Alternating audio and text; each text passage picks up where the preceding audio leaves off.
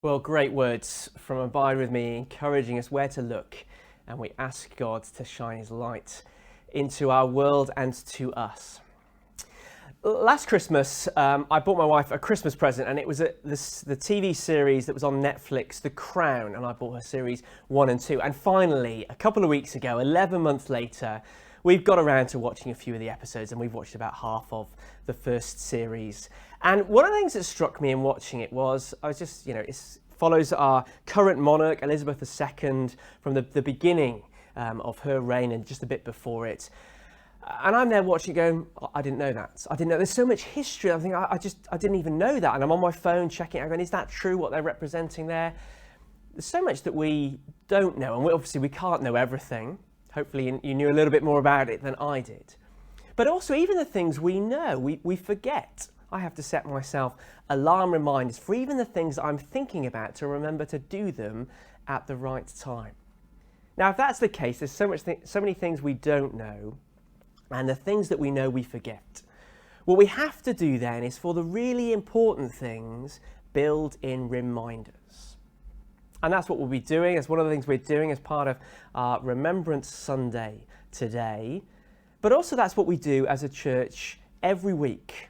And throughout the week as well, we build in those habits and reminders that make the big things that we need to remember big, that we will look to God in that.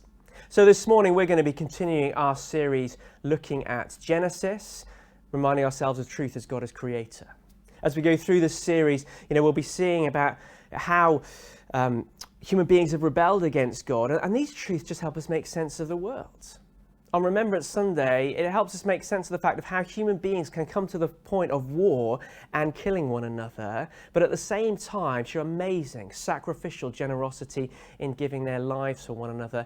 And the truths of Genesis make sense of our world in that. And a bit later on, Ben Harding is going to be speaking God's words to us from Genesis. But just for the moment, I want to speak a few words from God's words to encourage us. So firstly, to encourage us in the present, the words of Psalm 46. God is our refuge and strength, an ever-present help in trouble. Therefore we will not fear, though the earth give way and the mountains fall into the heart of the sea. Though its waters roar and foam and the mountains quake with their surging, in the midst of present difficulties, we look to God, our refuge and strength. And also we look forward. Here are the words of Revelation 21, 1-5.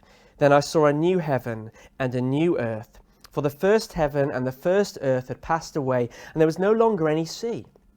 I saw the holy city, the new Jerusalem, coming down out of heaven from God, prepared as a bride, beautifully dressed for her husband. And I heard a loud voice from the throne saying, Look, God's dwelling place is now among the people, and he will dwell with them. They will be his people, and God himself will be with them and be their God. He will wipe every tear from their eyes. There will be no more death, or mourning, or crying, or pain, for the old order of things has passed away. He who was seated on the throne said, I am making everything new. Then he said, Write this down, for these words are trustworthy and true. Do you see the future hope there of a world where there is no more fighting? Really important for us to remember that and look forward as we remember past difficulties, but also present ones as well. And that all comes about because of God's great provision, the Father's provision of the Son, Jesus, who came and died to take our punishment, to make that possible. And so what we're going to do now is we're going to sing to remind ourselves of those truths.